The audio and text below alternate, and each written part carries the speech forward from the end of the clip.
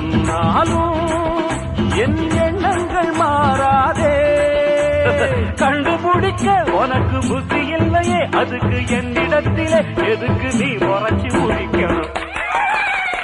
நம்ம முதலாளி நல்ல முதலாளி, வெள்ளை மனம் நல்ல குணம் உள்ள முதலாளி.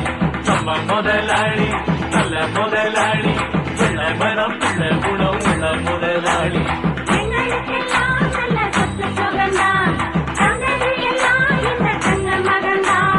நம்ம முதலாளி நல்ல முதலாளி, வெள்ளை மனம் நல்ல குணம்